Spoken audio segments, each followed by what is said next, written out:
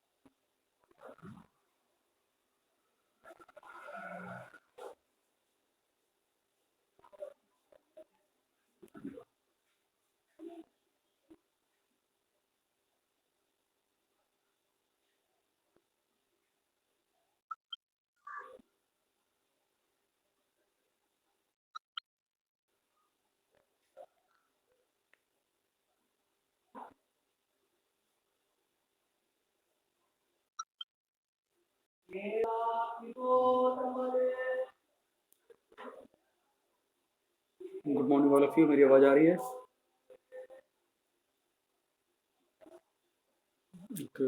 कोई आवाज में कोई प्रॉब्लम तो नहीं है? आवाज में कोई प्रॉब्लम तो नहीं है? शाकिर? चलो ठीक है, वेरी गुड। और थोड़ी देर वेट कर लेते हैं, आज तो काफ़ी ज़्यादा लोग चलिए जुड़ रहे हैं लोग।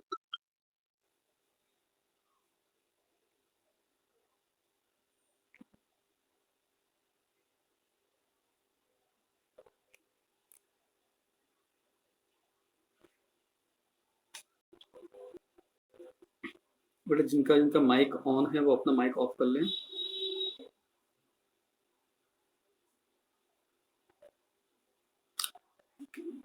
जिनका जिनका माइक ऑन है वो अपना माइक ऑफ कर लें प्लीज़। नबी राजा खान कौन है?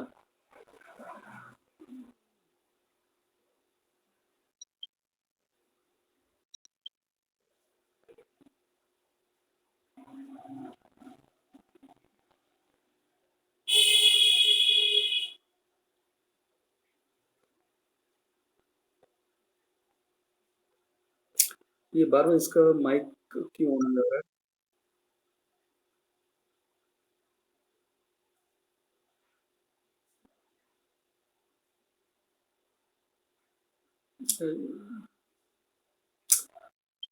बेटा माइक बार बार क्यों ऑन कर दे रहे हो अपना?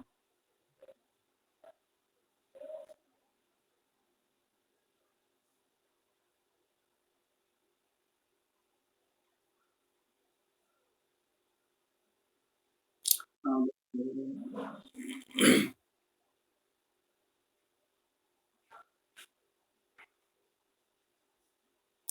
हाँ, गुड मॉर्निंग। और माइक बेटा ऑन रखो तो ज़्यादा अच्छी चीज़ है। तो मेरे ख्याल से 18 लोग आ गए हैं, अब तक क्लास से जुड़ चुके हैं। तो हम लोग अपनी बातें अभी स्टार्ट करने जा रहे हैं। ठीक है।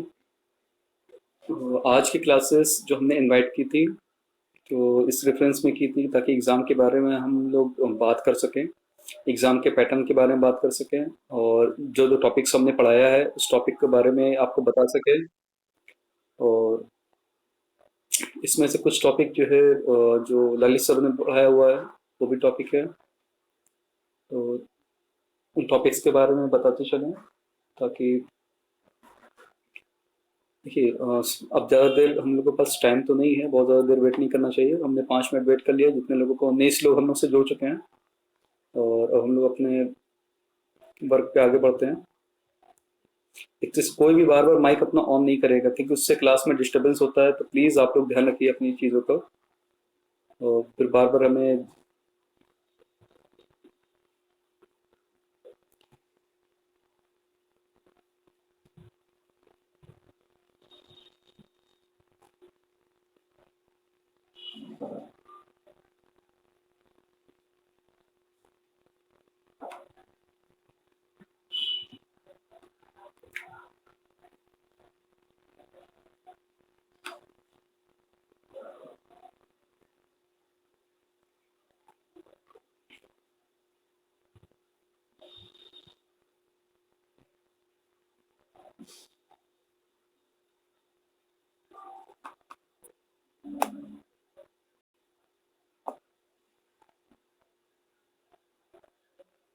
हाँ बेटा, अभी हम कुछ बोल नहीं रहे इसलिए ऑडिबल नहीं है। ये बोलना तो कुछ वो तो कर लेने दो। और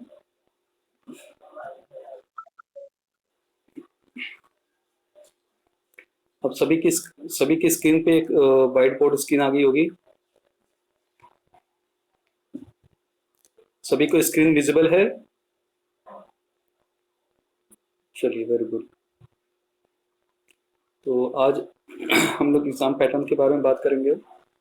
और एग्ज़ाम पैटर्न में हम लोग चीज़ें देखेंगे कि क्या चीज़ें हो सकती है। ठीक है। तो सबसे पहले तो आप लोग नोटिस कर लीजिए कि आपका एग्ज़ाम जो है ये इंटरनल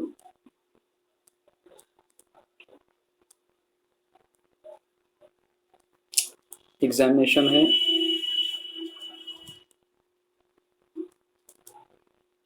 मतलब ये है कि ये आंतरिक परीक्षा है।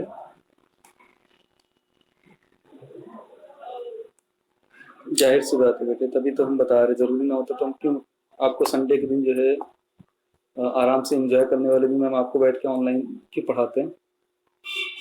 हम्म? ऐसा सवाल पूछो कि जिसका कुछ मतलब हो भी। ठीक है। सबसे पहले चीज़ तो ये हो गया आंतरिक परीक्षा। जो लिखा हुआ है वो समझ में आ रहा है? ओके। और ये परीक्षा का जो मार्क्स होगा वो 25 मार्क्स होगा। ठीक है। और हो सकता है ये 20 मार्क्स का भी कर दिया जाए, क्योंकि इस पे अभी डिस्कशन चल रहा है।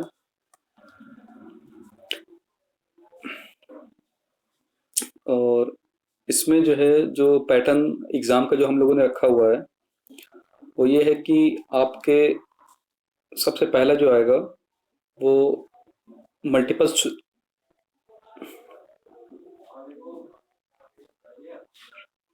हाँ बेटा, ये कौन मैसेज कर रहा है जिसने फर्स्ट टर्म? हाँ बेटा, हम जो है फर्स्ट टर्म एग्जामिनेशन की जो इंटरनल एग्जामिनेशन है, हम उसके बारे में बात करने वाले हैं। जो आपका है कि सेमेस्टर सिस्टम में दो मिड टर्म होने हैं।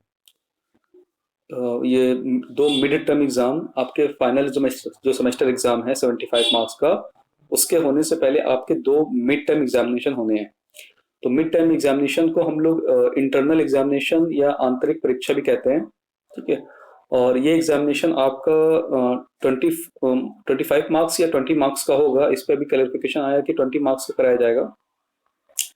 मान लीजिए 20 या 25 मार्क्स का जो भी होगा वो आपको फाइनल अभी नोटिस में निकाल के दिखा दिया जाएगा। लेकिन उसमें आपका हम पैटर्न की बात कर रहे हैं कि एग्जाम में जो क्वेश्चन पेपर आपको मिलेगा तो वो उस पर क्या किस किस पैटर्न पे वो बेस होगा। ठीक है। तो हम उसके बारे में बात करने जा रहे हैं। आपका जो पहला जो टॉपिक है वो होगा एमसीक्यूज से रिलेटेड होगा। एमसीक्यूज का मतलब ये होगा कि बहुविकल्पीय।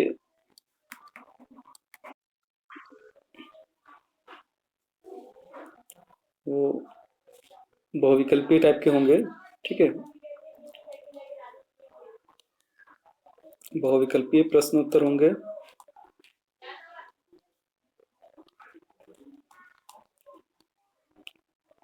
और बहुविकल्पीय प्रश्न में सभी प्रश्न 1 मार्क्स का होगा। उसमें आपको 4 ऑप्शन दिए जाएंगे, वो आपको करना है। उसके बाद आपका जो दूसरा वाला हिस्सा है सेकंड वाले में, इसमें आपको चार जो है शॉर्ट क्वेश्चन दिए जाएंगे। ठीक है। आपको चार शॉर्ट क्वेश्चन दिए जाएंगे, मतलब छोटे क्वेश्चंस, और जिसका आंसर आपको लगभग 100 वर्ड्स के अंदर देना है। 100 वर्ड्स या उससे कम का देना है। ठीक है। और चार में से लेकिन आपको करने कितने हैं? चार में से आपको दो क्वेश्चन अटेम्प्ट करने हैं। चार रहेंगे। चार में से आपको दो क्वेश्चन अटेम्प्ट करने हैं।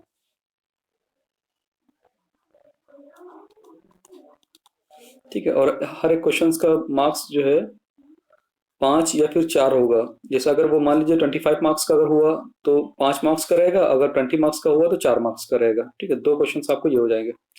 तो 5 क्वेश्चंस आप यहाँ से मिल जाएगा। सॉरी, 5 या फिर 4 जो भी होगा वो फाइनली आपको बता दिया जाएगा। और एक हर क्वेश्चन का 5 या 4 मार्क्स रहेगा, 8 मार्क्स यहाँ पे आपके हो जाएंगे।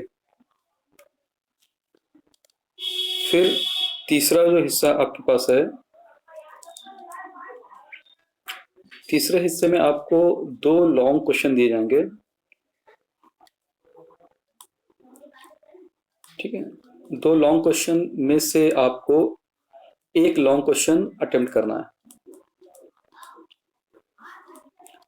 और इसकी जो मार्किंग रहेगी वो 8 या फिर 10 मार्क्स का रहेगा, जैसा एग्जाम का पैटर्न डिसाइड होता है।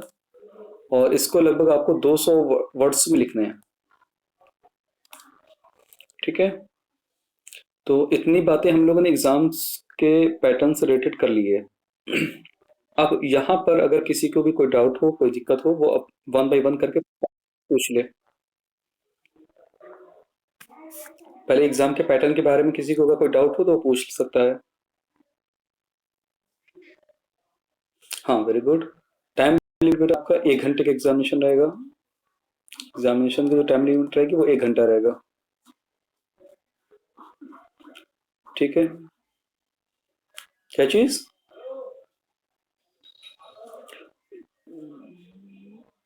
आपके सामने बेटा देखिए बना तो है। पहला नंबर पे आपका जो क्वेश्चन रहेगा वो बहुविकल्पी टाइप के रहेंगे, उसमें आपको 4 या 5 क्वेश्चन बहुविकल्पी टाइप का मिलेगा। एमसीक्यूज बेटा 4 या फिर 5 होंगे।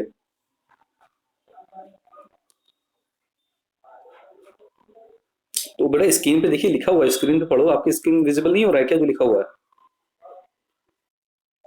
स्क्रीन पे देखिए अपने।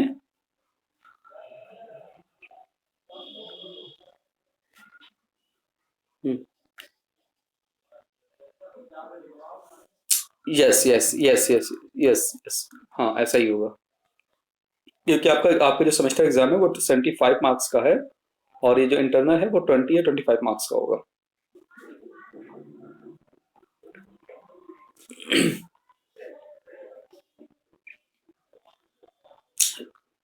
सिलेबस बेटा 2 बताया गया है। एक सिलेबस जो है ललित सर ने बताया हुआ है, और एक सिलेबस हमने बताया हुआ है। दोनों सिलेबस को कंबाइन करके आपका फाइनल। अच्छा साकिर एक काम ही कर लो। आवाज आ रही है? हेलो। नहीं नहीं, साकिर से बात। बेटा आपको हम सिलेबस मिल गया ना दोनों? तो जरा हमें हाँ वो एक काम करते, दोनों आपको आपके पास सिलेबस है तो वो सिलेबस हमें दोनों व्हाट्सअप कर दो अभी, ताकि इनको। हाँ हमें व्हाट्सअप कर दो तो इनको। हाँ इनको हम शेयर कर देते हैं, ठीक है।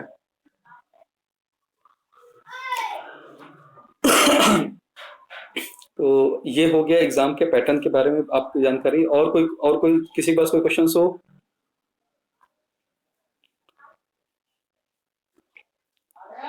एग्जाम के।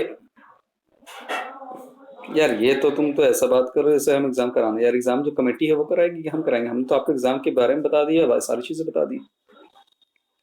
ये सीटिंग अरेंजमेंट और क्या अरेंजमेंट ये सब जो है at the time of examination आपको पता चलेगा, जब आप एग्जाम एडमिट कार्ड एग्जाम जब आप आएंगे आइडेंटी कार्ड लेके कॉलेज में।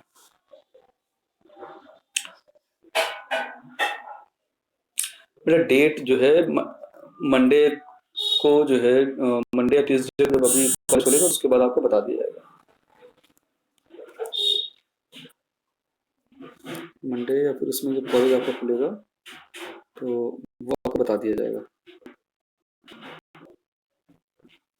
किसी को दिक्कत?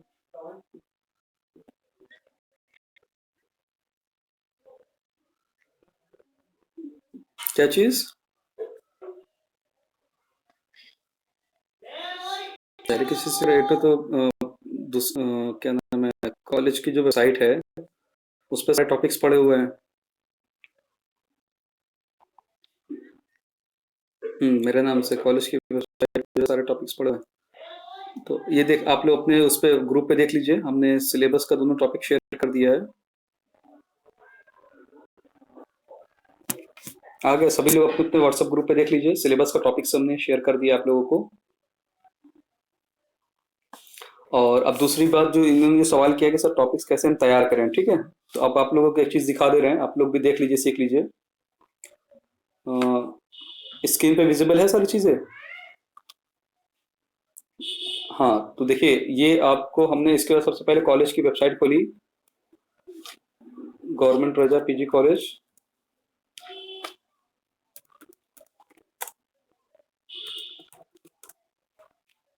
ये देखो हमने ये कॉलेज की देखो वेबसाइट पे जा रहे हैं, ठीक है? सबको विजिबल हो रहा है ना? हाँ, इसके बाद फिर हमने ये कॉलेज की इस पे वेबसाइट पे क्लिक किया, आ गया, ये स्क्रीन आपके सामने आ गई।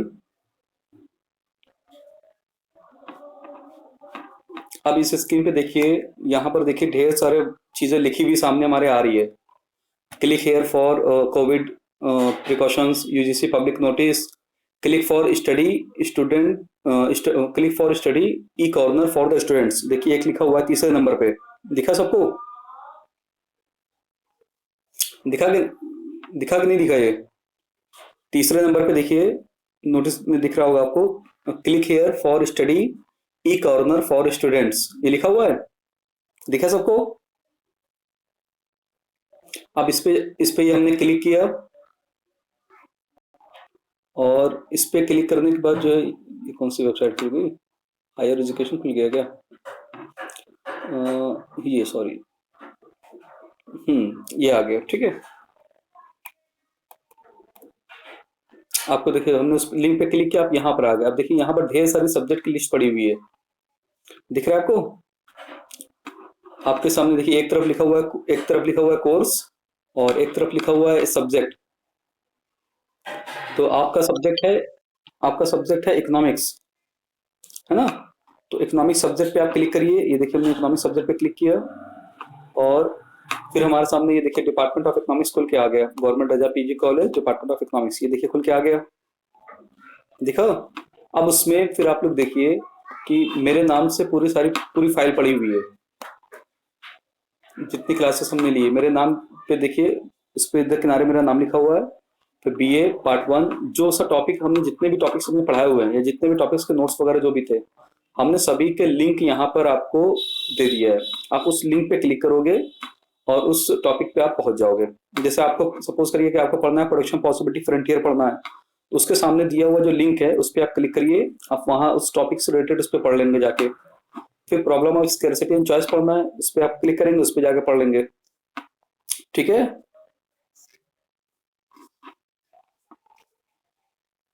हाँ, ये सारे लिंक्स हमने व्हाट्सएप पे भी ग्रुप पे डाल दिए थे।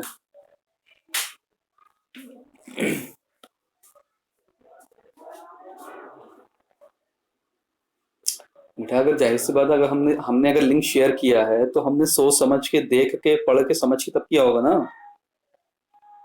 हम्म, बात समझ में आ गई? तो सबको समझ में आ गया कि टॉपिक मतलब जो है, एक तो बुक्स आपके पास अगर बुक्स हो तो बुक से भी पढ़ लीजिए, और जिनके पास अगर बुक्स वगैरह नहीं हो, वो अगर बुक वगैरह नहीं खरीद पा रहे तो वो यहाँ से पढ़ लीजिए, ठीक है? यहाँ पर केवल मेरे टॉपिक्स जो हमने पढ़ाए हुए केवल वो शेयर किया गया है, बाकी ललित सर ने जो पढ़ाया हुआ वो पता नहीं यहाँ पर है कि नहीं है, नहीं पता मैं, ठीक है?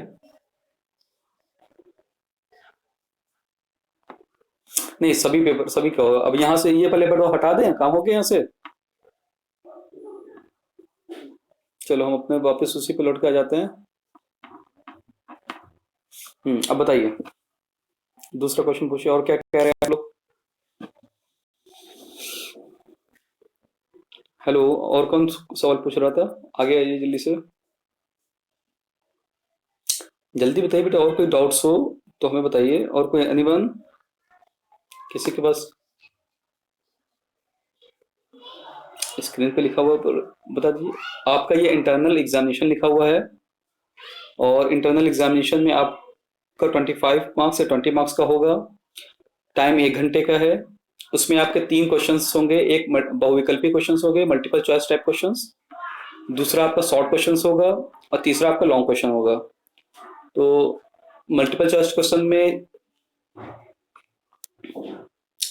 मल्टीपल चॉइस क्वेश्चंस में आपको 4 या 5 मल्टीपल चॉइस टाइप के क्वेश्चंस आपको दिए जाएंगे, और शॉर्ट क्वेश्चंस में आपको 4 दिए जाएंगे, 4 में से आपको 2 करने हैं। लॉन्ग क्वेश्चन 2 दिए जाएंगे, 2 में से आपको 1 करने हैं। शॉर्ट क्वेश्चंस की जो वर्ड लिमिट होगी वो 100 वर्ड्स होगी, और लॉन्ग वर्ड्स, बेटा माइक ऑफ कर लो। और इसके बाद जो है लॉन्ग क्वेश्चन की जो वर्ड लिमिट होगी वो 200 होगी। ठीक है, बेटा समझ में आ गया?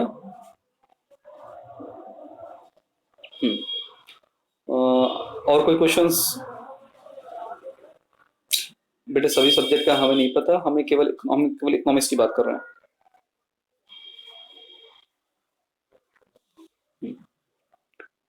अब थोड़ा बहुत सा जो है क्वेश्चंस कैसे आ सकते हैं, क्या आ सकते हैं, इस सब बारे में बात कर लें। चलिए, वेरी गुड।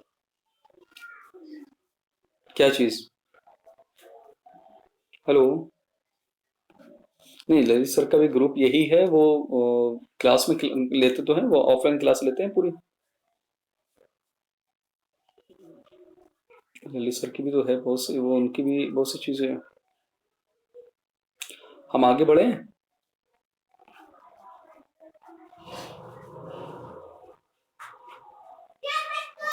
चलिए, अब आपके सामने नेक्स्ट पेज आ गया है, और इस पे अब हम लोग जो है बात करते हैं एग्जामिनेशन में कैसे टाइप के क्वेश्चंस आपके आ सकते हैं। किसी का भी और कोई क्वेश्चंस हो या कोई डाउट्स हो, पूछना चाहे पूछ सकता है।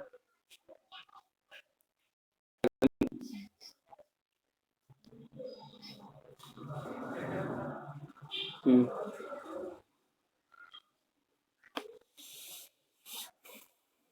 उसके लिए बेटा आपको उस सब्जेक्ट के टीचर पास जाइए, जो मतलब जिस जो जो सब्जेक्ट आपने लिए हैं, तो उस सब्जेक्ट के टीचर से आप जाइए, बात करिए। सफाक नाज जी, आपने कहा कि I need a help, actually I am add only in economics group, so please if anybody add in other groups so well please kindly tell me. बेटा उसके लिए आप ये काम करिए, आपने जो जो सब्जेक्ट्स लिए हुए हैं वो सब्जेक्ट्स के डिपार्टमेंट में जाइए, वहाँ सारे ग्रुप बन रहे हैं। आप एक बार कॉलेज को विजिट तो करिए, कॉलेज विजिट नहीं करेंगे तो कैसे आपको सारी चीज जानकारी हो जाएगी। ठीक है, जिस जिस जो जो पेपर आपने लिए हुए हैं उस डिपार्टमेंट में जाइए, और जो है उसके बाद फिर और ये आशिया खान, आवाज आ रही मेरी? हेलो? आशिया खान जी का सवाल है कि sir how many lessons will you give us to prepare. बेटा उसको हमने ग्रुप पे शेयर कर दिया है कि आपको कितने पेपर कितने टॉपिक्स आपको तैयार करने हैं। ठीक है, फिर रैयान खान जी का क्वेश्चन है कि how many MCQs will be there. Sir 4 या 5 क्वेश्चंस आपके एमसीक्यूज से होंगे। और फिर ठीक है, सभी का आंसर हो गया। सर दिनेश बुक के बारे में बता दीजिए। दिनेश बेटा देखिए, बुक्स के बारे में हम इसलिए ज़्यादा नहीं बता पा रहे हैं क्योंकि ये सब बुक्स जो आप नाम ले रहे हैं इनका हमने अभी तक इसको देखी नहीं है। ठीक है, आप एक काम आराम से आवाज़ आ रही है रैयान खान जी? हेलो?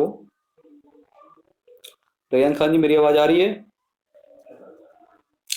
तो ये रैयान खान है, आप कैसे बोल रहे हो?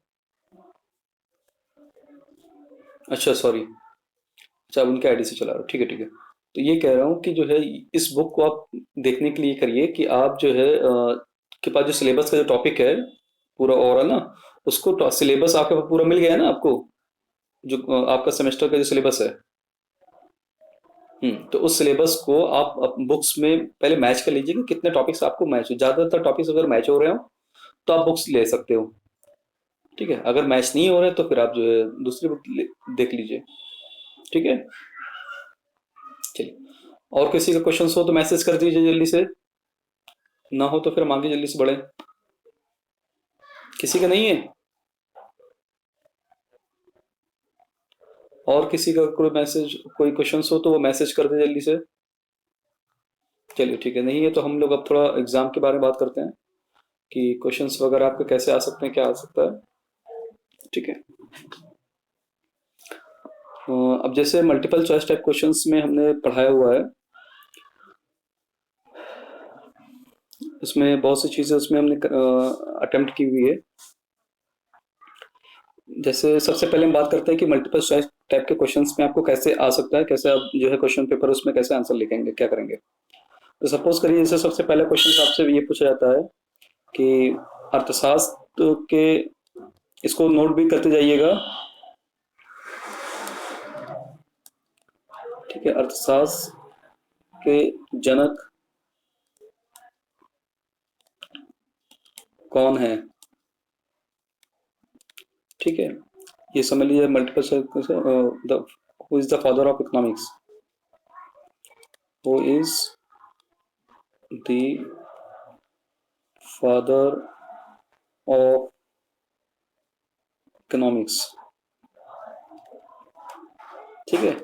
और उसके नीचे आपको चार ऑप्शंस दिए जाएंगे, ए बी सी डी। तो उस चार ऑप्शन में से आपको एक ऑप्शंस जो है क्वेश्चंस लिख के उसको, जैसे आपने मान लीजिए कि जो है फर्स्ट क्वेश्चंस का बी आंसर आपने टिक, आपको सही लग रहा है, तो आप आंसर डायरेक्टली लिख के, क्वेश्चन वगैरह उतारने की जरूरत नहीं है, आंसर डायरेक्टली लिख के वन का बी, इस तरीके से आप लिख के आंसर लिख देंगे, ठीक है। आपको क्वेश्चन नोट डाउन करने की जरूरत नहीं कि आप क्वेश्चन जो है पेपर से क्वेश्चन निकालो और उसको लिख के लिखो, ऐसा कुछ नहीं है। डायरेक्टली वन का आंसर बी। उसी तरीके से मान लो दूसरा क्वेश्चन, अब इसमें इसका पहले हम आंसर आप लोगों को बता दें कि अर्थशास्त्र जो विषय है उसके जो जनक हम मानते हैं वो एडम स्मिथ जी को माना जाता है, एडम स्मिथ। इसको लिखते भी जाइए, अपने अपने पास नोट डाउन करते जाइए, कहीं पर भी किसी को कोई डाउट होगा तो वो पूछ लेगा। इतना हो गया।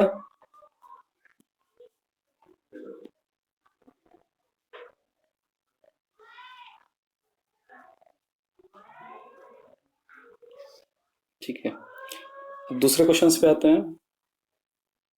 हाँ, एडम स्मिथ जी ने अपनी एक किताब लिखी थी, जिसको हम लोग इस तरीके से कहते हैं, एन इंक्वायरी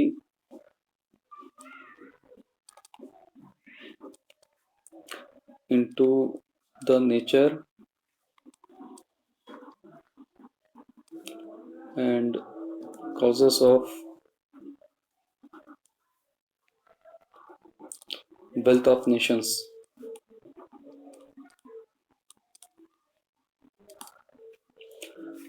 बुक को लिखा था इन्होंने 1776 में,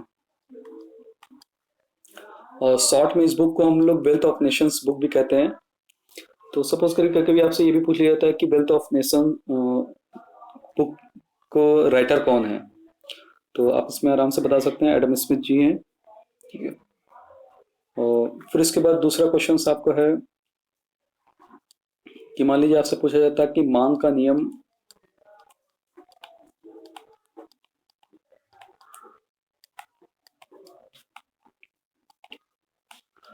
किसने दिया, ठीक है। Who is the propounder of, who is the propounder of law of demand, law of demand किसने दिया, ठीक है। तो आपके तो पास आंसर आ जाएंगे ए बी सी डी, और उसमें से आपको आंसर लिख देना है कि जैसे आपने एक आंसर ए का जो है मान लीजिए टू का आपको लगा कि सी सही है, तो आंसर टू सी, बस ये आपका डायरेक्टली आंसर आ जाएगा। इसमें बहुत ज़्यादा क्वेश्चन नोट डाउन करने की जरूरत नहीं है, ठीक है। और इसको जैसे जाहिर सी बात है कि हमने पढ़ा भी दिया है कि लॉ ऑफ डिमांड को जो देने का जो श्रेय है वो अल्फ्रेड मार्शल जी ने दिया है, अल्फ्रेड अल्फ्रेड मार्शल ने आपका दिया हुआ है, हिंदी में भी लिख देते हैं अल्फ्रेड मार्शल। और जिसकी अगर मान लो अभी हम पढ़ा रहे हैं, कोई सी की क्लास वगैरह अगर मान लीजिए छूट जाए या कोई अगर ना कर पाए, तो यही क्लास जो है आपको कॉलेज की वेबसाइट के लिंक पे भी मिल जाएगी, ठीक है। आवाज आ रही है? यही क्लास आपको कॉलेज की वेबसाइट पर भी, जिसे हमने लिंक अभी दिखाया था। और नाजा जमाल जी, आप क्या कहना चाह रहे हैं? What is written after first MCQs? बेटा उसको स्क्रीन को जूम करके देख लीजिए ना आप, अपनी स्क्रीन को जूम करके देख लीजिए, आपको एकदम क्लियरली दिख जाएगा। मैंने उसके बाद एक बुक का नाम लिखा हुआ है, an inquiry into the nature and causes of wealth of nation, जो एडम स्मिथ ने बुक लिखी हुई है। ठीक है, और अब यहाँ से इस सब टाइप के आपके ऑब्जेक्टिव टाइप के क्वेश्चन ऐसे बन सकते हैं, इस तरीके से आप इसको तैयार कर लीजिएगा। और मार्शल की भी एक किताब है, प्रिंसिपल ऑफ, मार्शल ने भी एक किताब अपनी लिखी है, प्रिंसिपल ऑफ इकोनॉमिक्स। ये बीए सेकंड, ये बीए फर्स्ट वालों का भी है आपका। शिवम सागर जी क्या बीए सेकंड ईयर के हैं?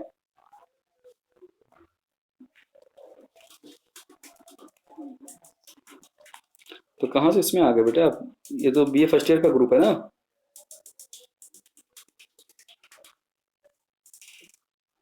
नहीं, हमने तो लिंक तो बीए सेकंड ईयर वाले में शेयर किया हुआ है ना, और बीए फर्स्ट ईयर वाले में ग्रुप पे शेयर है वो तो लिंक।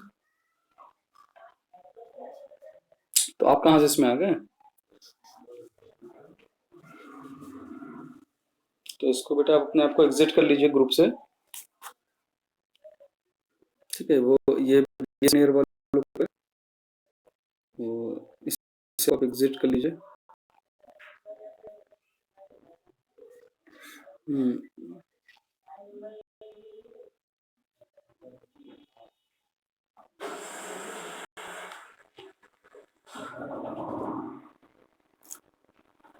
यहाँ तक इतनी चीजें हो गई, सबका इतना इतना सबका तैयार हो गया। अब शॉर्ट क्वेश्चंस पे बात कर लें, कोई तो जवाब दो। और हम लोग आगे बढ़ते हैं नेक्स्ट टॉपिक पे, शॉर्ट क्वेश्चन पे बात करते हैं। ठीक है, कि शॉर्ट क्वेश्चन कैसे टाइप के आपके बन सकते हैं एग्जाम में, जिसको आपको लिख के प्रैक्टिस आंसर, और सभी लोग जो है काम ही करिए, आंसर लिख के प्रैक्टिस करना शुरू कर दीजिएगा, और लिखने के बाद लाके हमें भी डिपार्टमेंट में दिखा दीजिएगा। अब आपके बात करते हैं हम हाँ, क्या नाम है, अति लघु मतलब लघु उत्तरीय प्रश्न पर। क्या?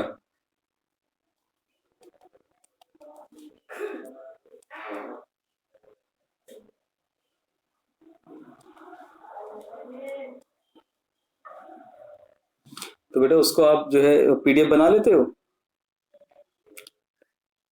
हाँ, तो पीडीएफ बना के उसको आप हमें मेरे नंबर पर व्हाट्सअप कर दीजिएगा, और जब हमें टाइम मिलेगा तो हम देख के बता देंगे, उसी पे मैसेज कर देंगे आपको।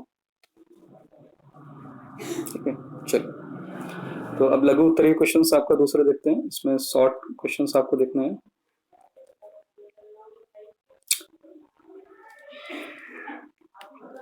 इसको आपको 100 वर्ड्स या उससे कम में लिखने हैं, मतलब मैक्सिमम वर्ड 100 है, कि 100 से बहुत ज़्यादा ना लिखिएगा। तो अब मान लीजिए कि आपसे सवाल पूछा जाता है कि जो है कि जो है मांग वक्र क्या है।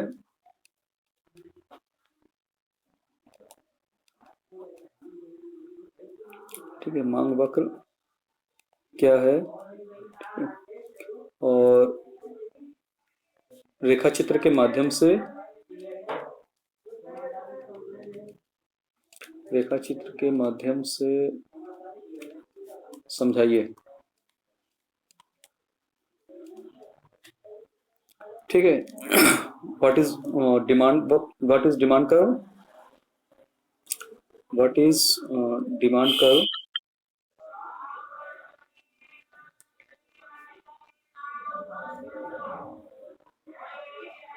What is demand curve. सभी की स्क्रीन विजिबल है ना? Explain with the help of diagram. ठीक है, ये आपसे मान लीजिए क्वेश्चन पूछा जाता है एग्जाम में, तो आप लोग जैसे इसमें करेंगे क्या कि मांग वक्र होता क्या है। तो जैसा कि हमने आप लोगों को डिफिनेशन लिखाई थी कि मांग वक्र ग्राफीय चित्रण है जो वस्तु की मांगी गई मात्रा एवं उसकी कीमत के मध्य संबंध को दर्शाता है। ठीक है, demand curve is the graphical representation which shows the relationship between quantity demanded and it's price. इतना आपने लिख दिया। लिखने के बाद आपने एक कर्व बनाया, एक्स एक्सिस पे, और यहाँ पर आपने क्वांटिटी डिमांडेड को दिखाया, वस्तु की मांगी गई मात्रा,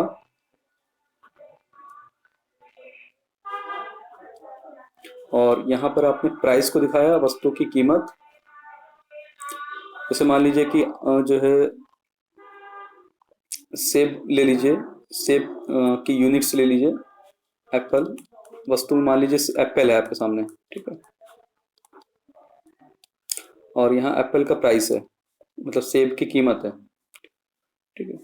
तो आप देखेंगे कि जो है होता क्या है कि जब सेब की कीमत बहुत ज़्यादा हाई हो जाती है तो उसको बहुत कम ही लोग खरीदते हैं, और जैसे जैसे उसकी कीमत कम होती जाती है तो उसको खरीदने वाले लोग भी बढ़ते चले जाते हैं, है ना।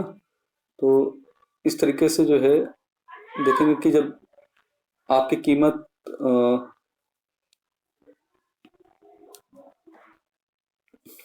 जब P4 थी तो क्वांटिटी डिमांडेड OQ0 था। फिर जब कीमत कम हुई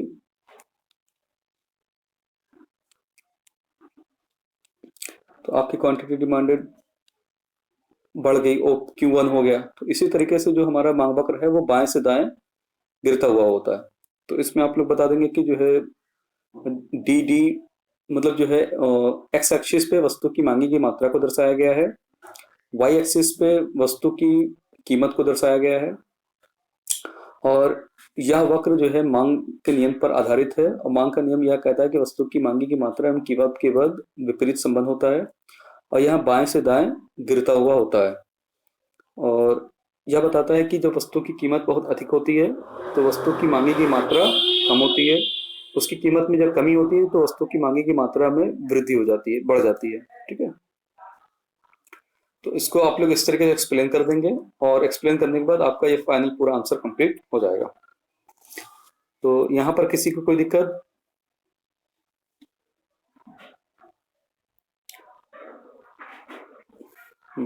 तो यहाँ पर ये समझ में आ गया कि आंसर आपको 100 वर्ड में कैसे किस तरीके से लिखना है।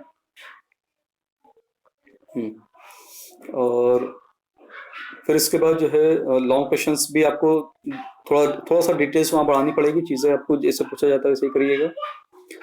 और फिर जैसे मान लीजिए आपका दूसरा क्वेश्चन आपसे पूछा जाता है,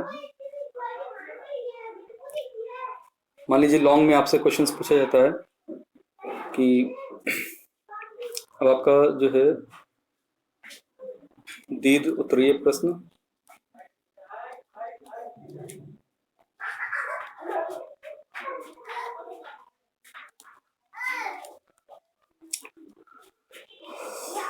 लॉन्ग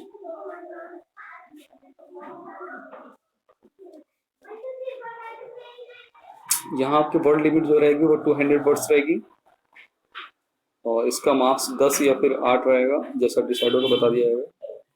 और 2 लॉन्ग में रहेंगे, 2 में से आपको 1 लॉन्ग अटेंड करने हैं। मान लीजिए कि आपसे सवाल पूछा जाता है कि मांग का नियम क्या है,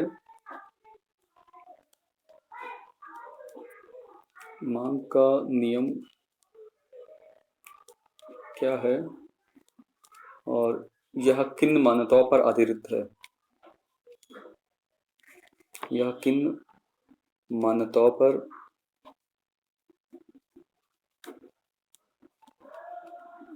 आधारित है।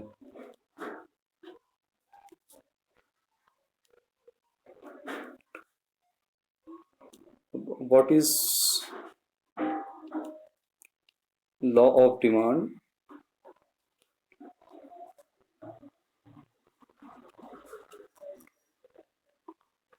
on which assumption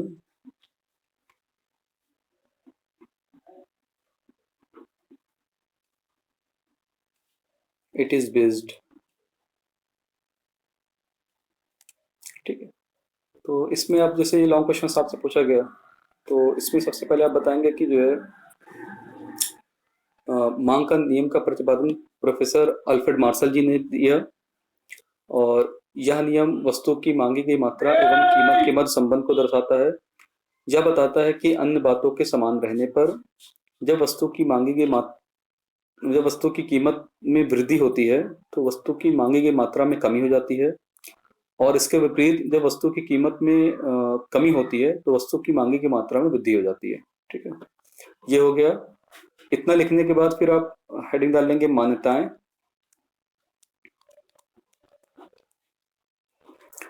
फिर मतलब एजप्शंस आप हेडिंग डाल लेंगे। एजप्शंस में फिर आप जो है, जैसे इसकी पहली एजप्शंस है कि अन्य वस्तु की जो कीमत है, मतलब सेब के अलावा जो अदर थिंग्स है जो उसको सब्स्टिट्यूट कर सकती है। जैसे आप फल में जो है सबकी बात करें तो फल के अलावा आप सेब के अलावा जो है नाशपाती खा सकते हैं, आप सेब के अलावा जो है केला खा सकते हैं। तो ये माना जाता है कि हम जब सेब की बात कर रहे हैं तो सेब के आसपास रिलेटेड जो चीज़ें हैं, अदर कमोडिटीज है, उनकी प्राइसेस में कोई चेंजेस नहीं होता है। ठीक है, price of other commodities constant, price of other commodities is constant. अन्य वस्तु की जो कीमत है वो स्थिर रहती है, उसमें कोई चेंजेस नहीं होता है। ठीक, अन्य वस्तु की कीमत स्थिर रहती है, ये होना चाहिए।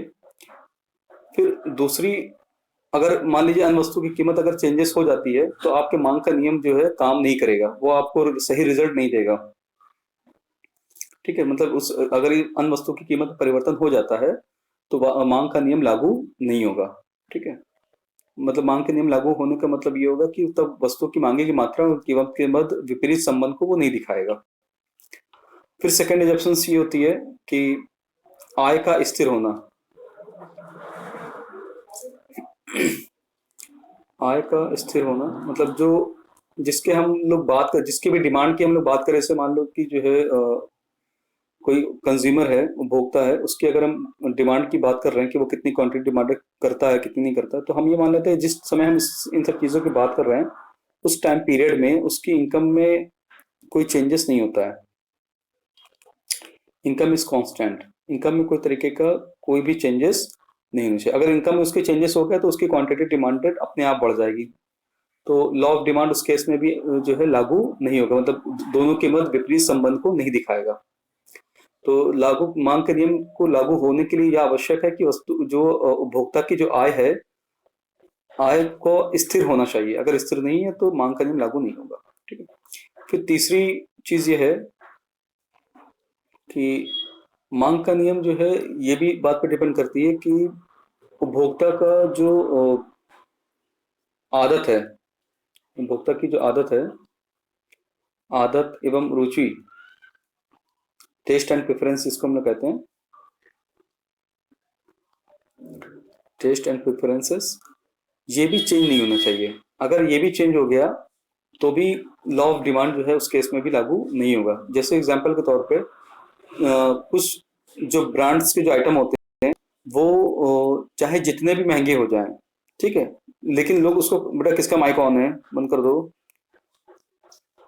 बेटा जिसका माइक ऑन हो बंद कर दो, आवाज वो हो रही है। तो आदत और रुचि मतलब टेस्ट एंड प्रेफरेंस, अगर जो किसी कुछ डिमांडेड जो ब्रांडेड की जो गुड्स होती हैं उसमें देखोगे कि प्राइसेस चाहे जितनी भी बढ़ जाए लेकिन लोगों की जो टेस्ट एंड प्रेफरेंस है उसके लिए बहुत अधिक होती है, तो इसलिए वो कभी उसकी प्राइसेस चाहे जितना बढ़ जाए लेकिन लोग उसको खरीदना नहीं छोड़ते हैं।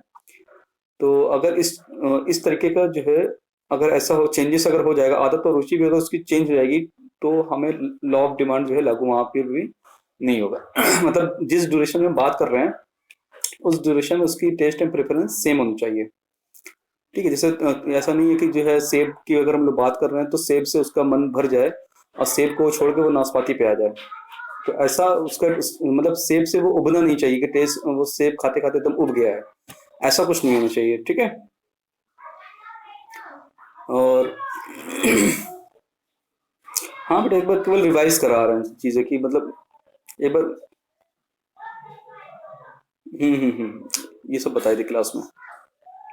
हाँ हाँ, ये सब चीज़ भी बताई थी। तो ये सब चीज़ें क्या है कि आपकी ये मान्यताएं हैं, इस पे आप जो है जिन मान्यताओं पर मांकन इसको आप डिटेल में एक्सप्लेन करेंगे तो आपका 200 वर्ड्स आराम से हो जाएगा। ठीक है,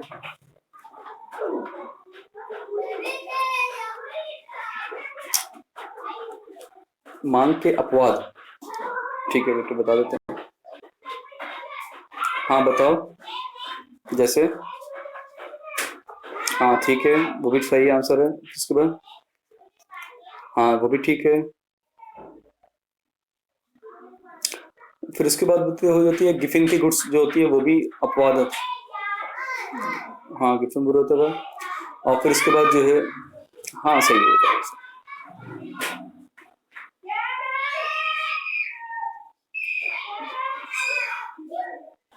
वो तो बेटा जो है आप दूसरे एस्पेक्ट पे जा रहे हो बेटा, वहाँ अभी हम लोग नहीं गए, वहाँ अभी हम लोग को इस वो सिलेबस आपका हिस्सा नहीं है वो। ठीक है, तो यहाँ तक जो है हमारा, क्या कह रहे हो?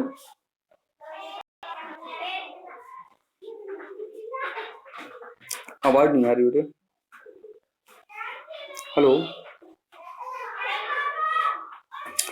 अच्छा वो हम लोग को बेटा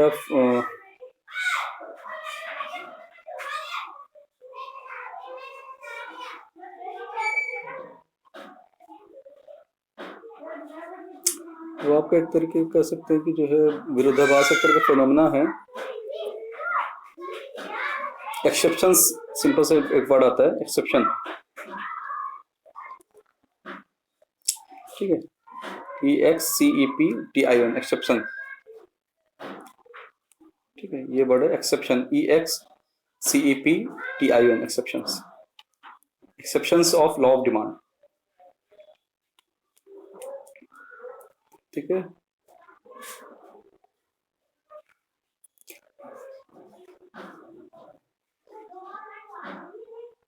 प्रोडक्शन पॉसिबिलिटी कर फिर तो बेटा पढ़ाया ना क्लास में, अब हम सबका आंसर थोड़ी ना लिख के बता देंगे कि कैसे कैसे आंसर लिखते हैं। हमने एक आपको केवल आइडिया दे दिया कि इस तरीके से आप आंसर लिखने की प्रैक्टिस करो, तैयार करो। हम वो थोड़ी ना बता देंगे कि आप जो है सारे आंसर हम आपको बैठ के लिखाएंगे, ऐसा थोड़ी ना हो पाएगा। हमने आपको केवल उत्पादन संभावना वक्र,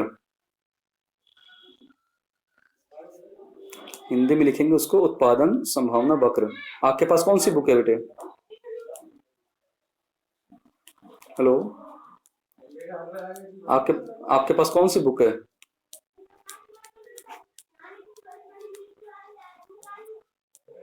अच्छा, तो हाँ उसमें से आराम से पढ़ लो। तो उत्पादन संभावना वक्र कहते हैं। तो हमने एक आप लोग को मॉडल आंसर लिखने का तरीका, सारी चीजें उसमें बता दी है। अब कहीं पर भी कोई चीज आपको दिक्कत हो, कहीं पर भी आपको न चीज ना समझ में आई तो हमें बता दीजिए।